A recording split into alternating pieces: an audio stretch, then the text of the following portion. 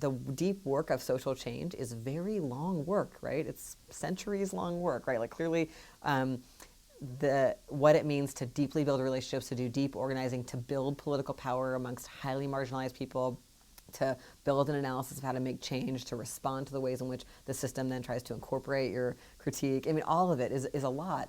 And queer and trans philanthropy is very much just like, you'll win when you've changed a law.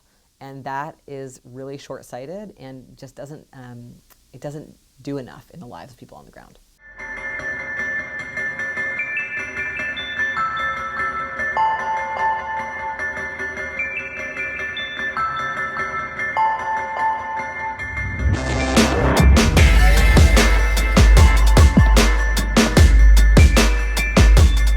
There's no movement in the history of the world that hasn't had organized bases of people at its core.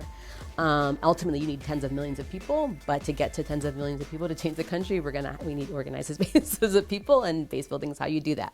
And there's just no substitute for that. There are other things can layer on top of it, online organizing and state advocacy and policy, like all these other things can layer on top, but you can't substitute for that.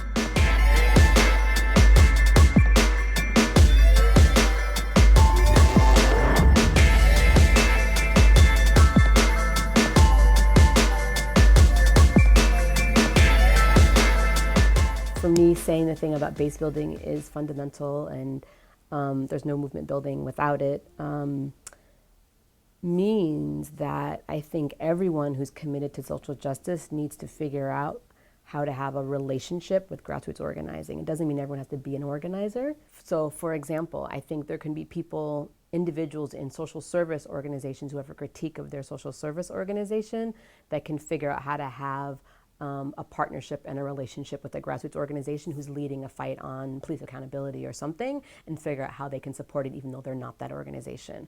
Or people who are in advocacy organizations that don't have a base and can think about, okay, well, either should we shift to a base building model, which is what I did in my organization, or what are ways that we can change the power dynamics so it's not just all of us professional advocates speaking for working class, low-income people. What genuine partnerships and alliances can we make with grassroots organizers? If we want to stay true to what we believe in, our job is to build the base of the folks that are most impacted.